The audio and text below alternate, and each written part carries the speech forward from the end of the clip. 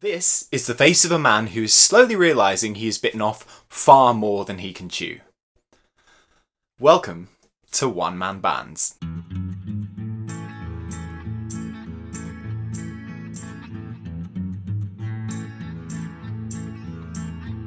Hello there ladies and gents, my name's John Azopardi and I'm a self-proclaimed musician from the UK.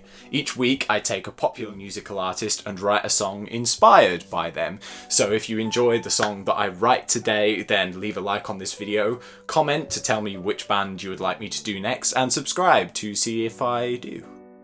Today I'll be writing a song inspired by Royal Blood. On Monday I covered their track Figure It Out, so if you haven't seen that yet, there's a link to that video up here.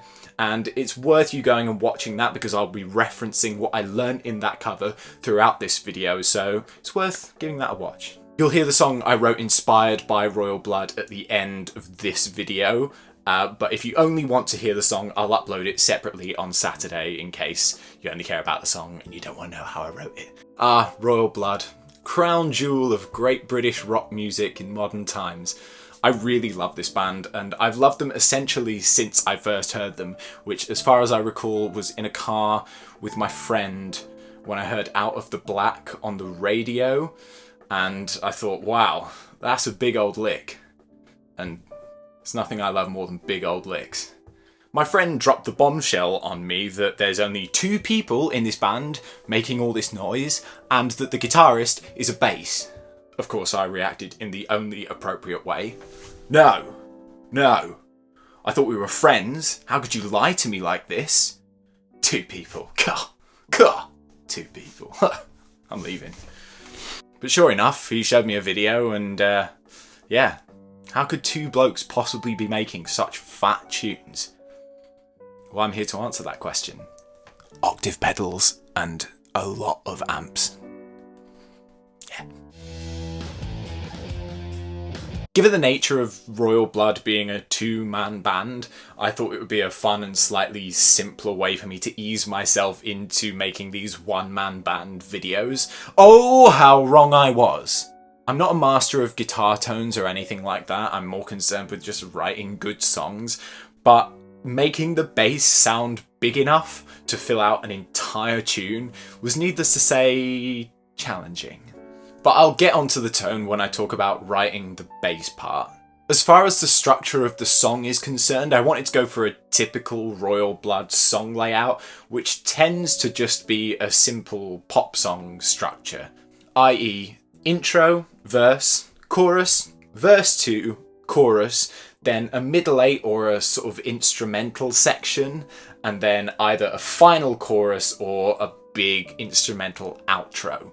You can hear this on songs like Figure It Out, Little Monster, Lights Out, etc. A lot of Royal Blood's biggest hits. This isn't to say that this is a bad thing at all. Given the nature of them only being two people, it kind of makes sense that their songs have to be slightly shorter in order to keep up the kind of intensity that two people can produce throughout the course of an entire track. In fact, the longest song that they've got commercially released is just over 4 minutes long. So that being said, I decided to go for a typical pop song structure with an instrumental section after the second chorus going into a big outro reminiscent of Out of the Black, which is definitely one of my favourite Royal Blood songs. So that's the basis of the song. Classic Royal Blood track with a small instrumental section in there somewhere so I can enjoy playing with that fat bass tone. Let's get on to writing the bass part. So here I am with a bass guitar. Don't go off at me for not having great equipment because I'm a musician and I'm skint, so I've got to work with what I've got, okay? Let's get that out of the way first. Just for the sake of demonstration, I'm using an octave pedal into an amp simulator on my computer, just so I can demonstrate what I'm talking about as I speak about it. Don't use this as an indicator of what's to come in my actual song, because there is a fully built out tone which I will explain in a moment. This is just for the purpose of demonstration. Royal Blood bassist and frontman Mike Kerr really has his work cut out when it comes to playing the bass. As the only person in the band playing a melodic instrument, meaning it produces tones that you can sing along to. He's responsible for producing all of the melody and harmony in his band's tracks. And he's come up with some very clever ways of doing that and integrating the way he sings with his playing. Let's start off with the bass tones, as I'm sure that's the reason 90% of you are still watching this video, if you've maybe seen my cover and think that the tone sounds okay. Mike Kerr is an avid user of pitch shifting pedals and multiple amplifiers, which put simply means half of the signal coming out of his bass guitar gets sent to a bass amp for his low, deep sound that sounds like a regular bass.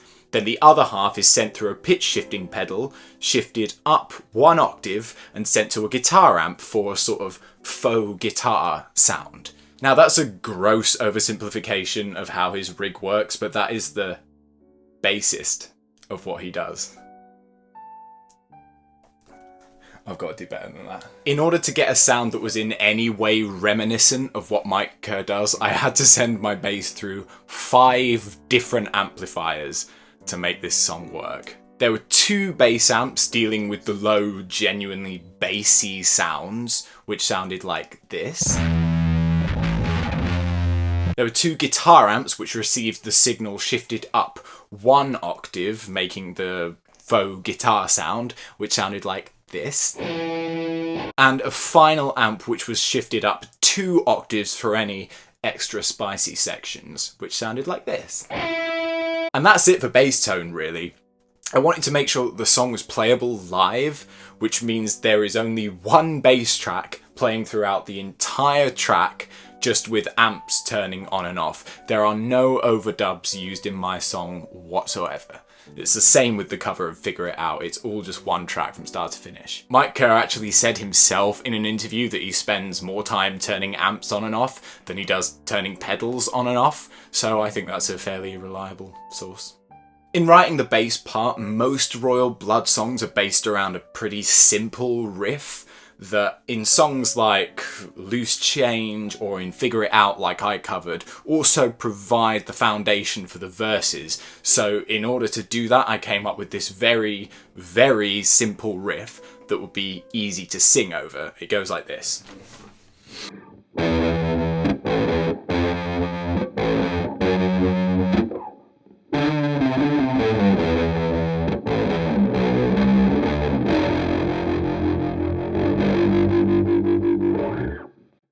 And that's all there is to it. Despite the fact that I'll be playing and singing separately for the sake of just getting a good sounding recording, I wanted to make sure that this was a song that you could play and sing at the same time. So I didn't want to go too crazy with the riff if it was also going to be the basis for the verse. A very common feature of Royal Blood songs is for there to be a sort of call and response in the melody between the 2 melodic instruments, being the bass and the voice. For example, if you look at how the verses of Little Monster are constructed, you'll have the bass riff and then the vocals, and then the bass riff and then the vocals again, allowing Mike Kerr to switch between the 2 and focus his attention fully on whatever instrument is providing the melody at that time. So I'll just give you an example of what that sounds like. I'm aware that this is going to be in the wrong key, but just bear with me, I'm only giving you an example.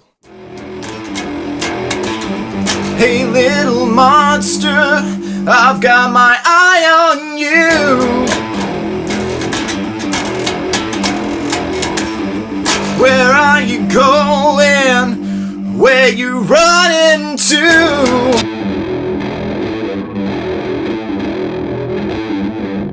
Like that. I included this in the pre-chorus of my song, playing a slightly more complex riff and then singing the line of the pre-chorus while I held on 1 specific note.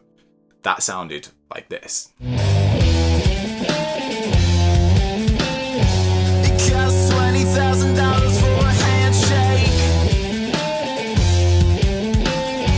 I'm getting claustrophobia, I need a little. As the bass is the only pitched instrument in Royal Blood, it also means it's solely responsible for providing harmony in the tracks. And while bass chords are definitely a thing, they are very rare to find in Royal Blood's tunes. In fact, the only one I can think of off the top of my head is the one from Out of the Black in the chorus. It's far more likely that Mike Kerr will play the root note of whatever chord he would be singing over if there was a chord there, and then add higher up notes as sort of harmonic embellishment. You can hear this in the instrumental sections of songs like Lights Out, where he plays a root note and then a higher up part for that embellishment, then the next root note, the high up note, and so on, like this.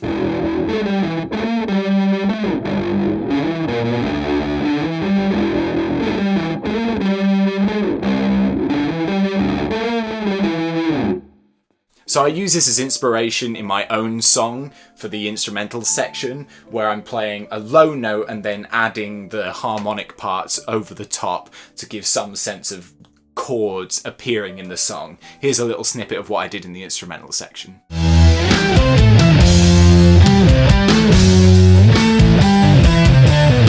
This helps take what the song has established as a hook and expand on it in a new way. Let's also talk about the way that Mike Kerr writes his choruses, because again he's working against the limitation that he can't bring in more band members to make the chorus sound bigger, but he can turn more amps on.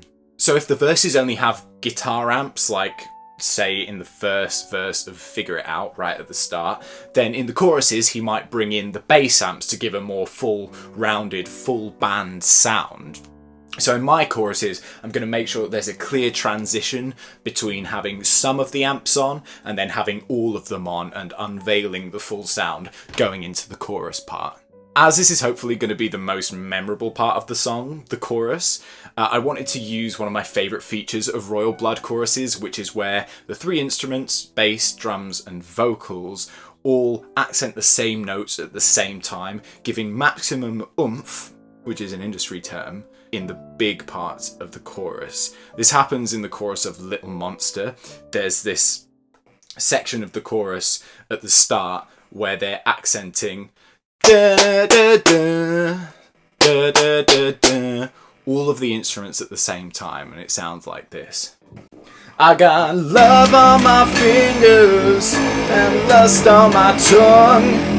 You say you got nothing, so come out and get some. The drums are going boop boop cat boom. The bass is going, and the singing is going love on my fingers. It's got the extra syllable at the end, but you know what I mean. So that's how I wanted to go about doing the chorus, because it's the most important part of the song and I wanted it to hit hard, so that is the best way that I've heard Royal Blood do it. But you're going to have to wait until the end of the video to hear the chorus, because I don't want to give that away now, you know. Finally, because the bass is bigger than a regular guitar in that it's got thicker strings, a longer neck and larger frets, it can make it more difficult to play quicker, fast-paced riffs, but Mike Kerr has found a clever way to get around that and add a bit of pace to his songs, and that's in the form of tapping. If you don't know what tapping is, it's quite simple really. It's just going like this.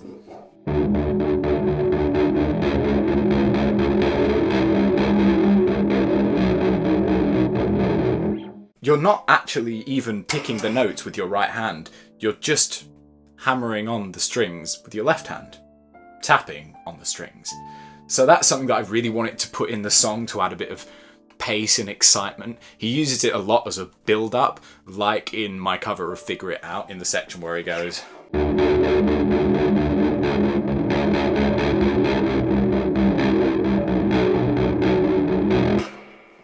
So look out for that in my track. So that's a rough overview of how I went about writing the bass part. It was actually really fun to try and get that much out of a bass without just relying on the big tone that Royal Blood use. Let's move on to the drum parts. Welcome to the drum zone.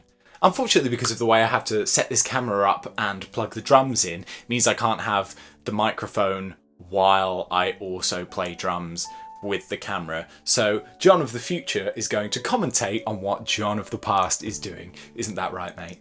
Yeah. Hello, John of the future. I hope you're being entertaining.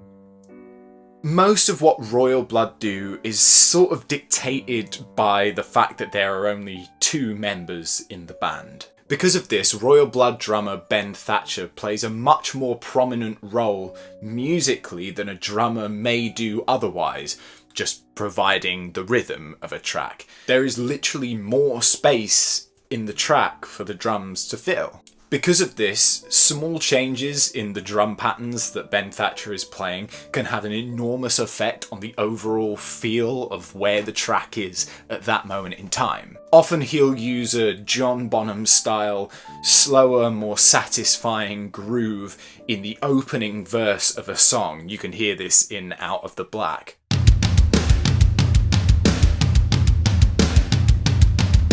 Then in a second verse, to try and expand on the parts that he's written, he might develop the hi-hat part to make it slightly more interesting, maybe slightly more complicated.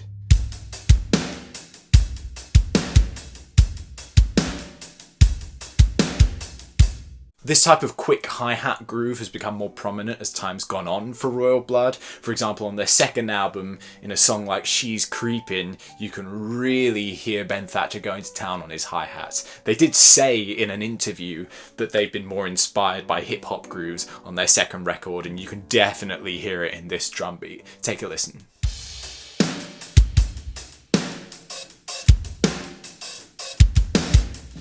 So I used a slow and satisfying drum beat for the first verse of my song, which sounded like this. It's better than a life at the top. And then a quicker, more busy hi-hat based groove in the second verse of the song, which sounds like this. So here you are screaming, give me something more, 'cause you're different from before, with your face against the floor. This gives some nice diversity between the two verses, because you don't just want them to sound the same, as the bass is going to be having to play the same riff in order for you to realise that it's another verse. In the loudest sections of songs, it's very common for Ben Thatcher to lock in perfectly with what Mike Kerr is doing with his bass part. You can hear this brilliantly in the chorus of Lights Out. This gives a huge amount of emphasis to every note, making sure that you know you are in the climax of the song. So you know that I'm definitely going to use this in my song, and I'm going to use it in the big climax section at the end. It's not quite a final chorus, but it is reinforcing the main point of the song as we get to the end. Take a listen.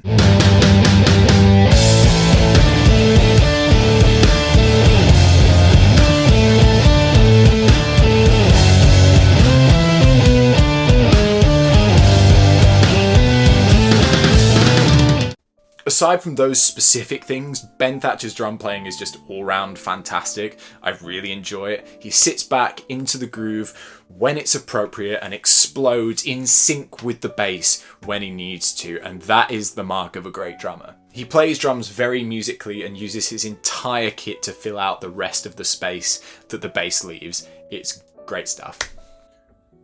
Thank you for coming to John's Drum Corner. See you next time. I will go back to the cell now. Goodbye. Right, let's talk about vocals. Mike Kerr has a very smooth and easy to listen to voice, which sits beautifully over the top of the heavy bass tones in their tracks. I can definitely hear influences from people like Jack White, especially in a song like Loose Change. There are many moments where he locks in exactly with what the bass is playing, especially with the bits that are high up the neck. He's got a fantastic falsetto, so in, say, the chorus of Hook, Line and Sinker, you can really hear him lock in with what he's playing on the bass, which can often be very helpful in keeping your brain in sync with what you're playing if you're singing and playing at the same time. This link up of playing high up the neck and complementing it with a falsetto part in the vocals is going to be the basis for the chorus in my song, so listen out for that because I had a lot of fun doing it. Mike Kerr is able to pull off a lot of these hard-hitting moments, but also pack in a lot of syllables to his lines, especially when the drums lay back into a hip-hop groove, like on their second album in the pre-chorus of the song Sleep, which I'll link in the description so that you can hear it. There's a very rhythmic feel to the way Mike Kerr produces his vocals. This sort of style of writing lyrics is what I've tried to base the second verse of my song on. Lyrically, you essentially need to write a song about how a relationship is so bad that it's completely ruining your life. Weave that general theme in with ambiguous lines that people can interpret how they like, and the occasional flex, and bam! You've got a Royal Blood song. If you want to read the lyrics that I've written, they're below in the description, but don't read into them too much. I wrote them to sound like Royal Blood. So, it's time for you to hear my song. I've tried to cover as many bases of Royal Blood sound as I possibly can in writing this tune, and I very much hope you enjoyed it, because I loved making it. It was so much fun. If you do enjoy the song, leave a like, and let me know in the comments what you would have done differently, or if there's a band you would like me to cover in the future. I'd love to hear from you. This is my song inspired by Royal Blood. It is called Space.